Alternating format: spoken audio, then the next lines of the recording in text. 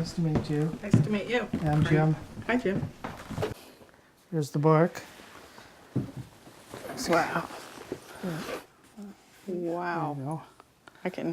I can hold it.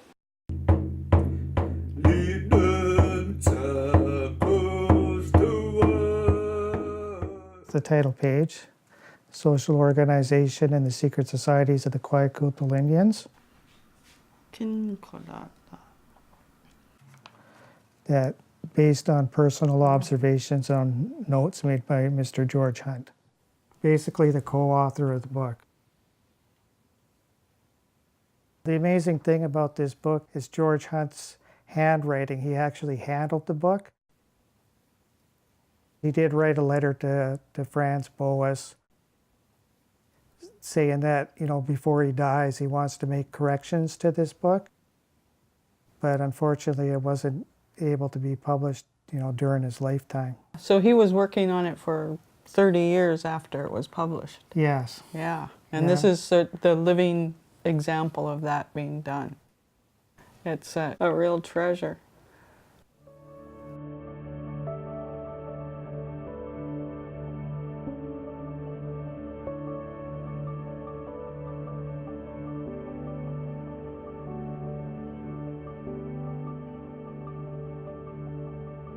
I mean, there's so much information. The oldest known stories of the Kwakwaka'wakw people. A lot of it was, you know, shared orally. It wasn't written. So during the potlatch ban, I think it was really important that this was documented. Because even though the potlatch continued, it wasn't as elaborate and there weren't as many ceremonies.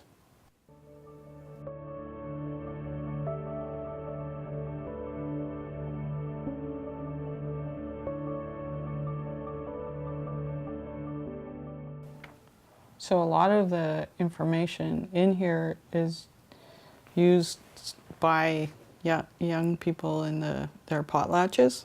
Oh. So they're going to the book to find out, you know, which protocols were used and which songs, and it's pretty interesting. So with the revised edition, I think they'll even get more out of it.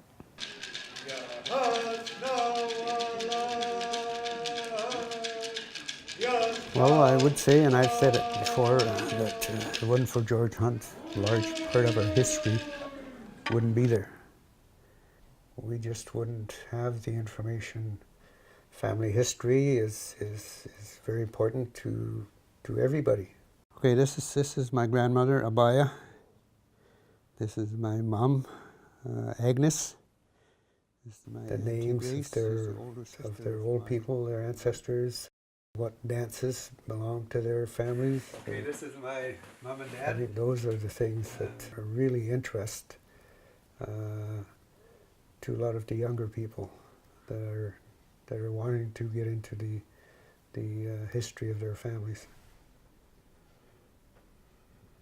Nowadays, when we make paint for painting, we usually just do charcoal and water. And this particular face paint design, I was able to reference in the Franz Boas book. There's a picture of a group of Nutlamatla dancers, and they're standing there holding knives and stones. Looking at the picture, I'm able to recreate the style of face paint that our Nutlamatla dancers from Fort Rupert used to don. It's kind of exciting to do this again on a young Nutlamatla dancer. My son Matthew was initiated into the Nutlamatla Dance Society in 2013, and he was given the name Waskamlis, which was Charlie Wilson's society name, and it means two-face. This is a mask that has been attributed to George's wife, my great-granny Lucy. Oh, really? Oh, Miss Canese. Yeah. It's not a mask that we see now. This is the mask that I saw in Berlin recently. Oh. So I've seen it in the book, and now I've seen it for real, and seen it in the book again is really interesting. But it has these really interesting fins that come up. You pull a string here and everything comes up, but these markings are really, I have no idea what the geometric shapes mean, but they're pretty cool. And so we're going to replicate that mask for this exhibit.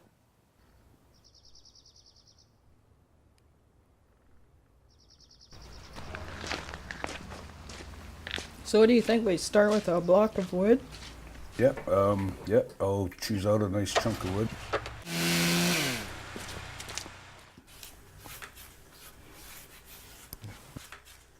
I've seen a lot of old stuff in the museums, but I've never seen designing like that. It's going to be the front side. This is great because I always love a challenge, and this is a challenge of a lifetime. We're learning a lot of history and we're making history.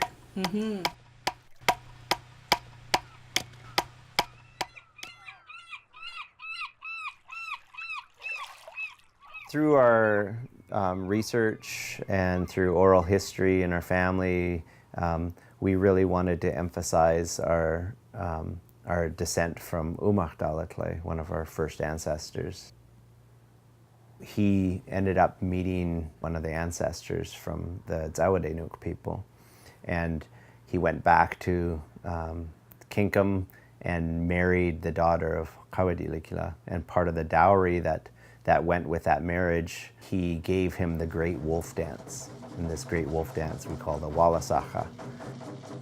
Because we're descended from him, we really wanted to bring that back. Something that we haven't shown for 100+ years. Through looking at this Boaz work, there's the painting of the wolves, the Walasaka, and there's a number of illustrations of headdresses. And we took the wolf headdresses from this work and used it as a template or as a guide to create a number of wolf headdresses. Having access to these works has been important for us because it helps fill in the gaps that may have been left behind because oral history itself has gone through a lot of tumultuous kind of times through our effects of residential school and colonization and different things that have happened, potlatch ban to our people, that these gaps appeared in our oral retellings of these stories.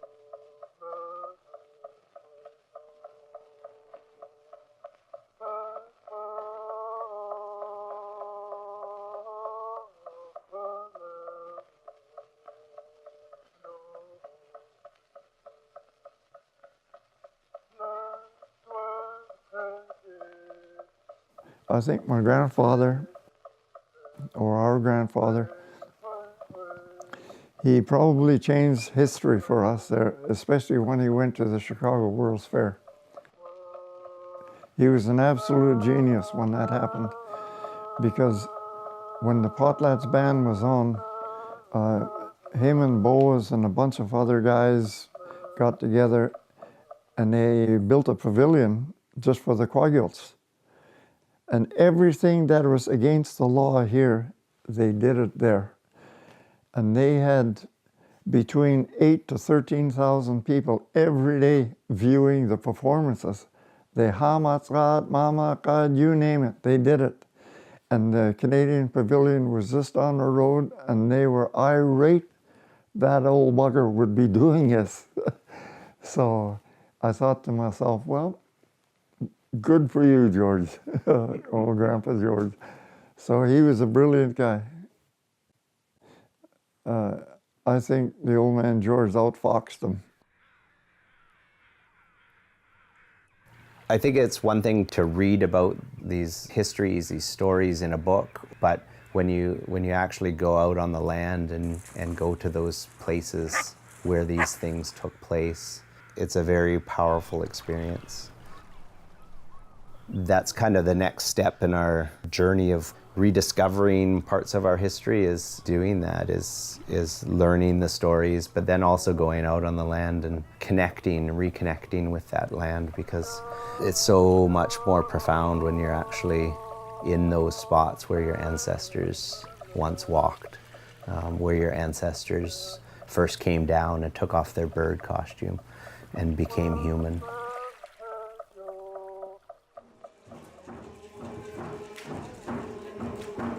When you have a potlatch, your family brings out their box of treasures. And in their box of treasures are the names and the songs, the dances, the masks. Everything that you show is your box of treasures.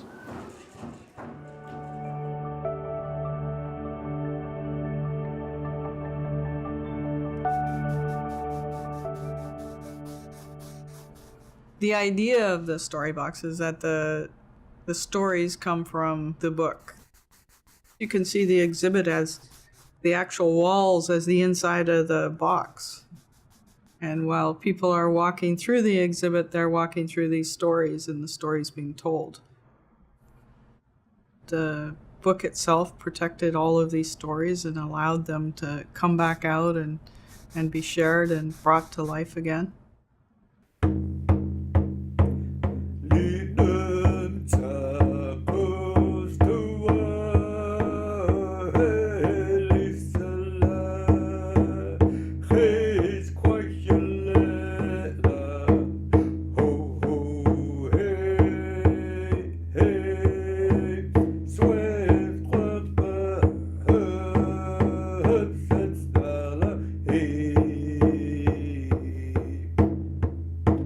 Het kijk je story.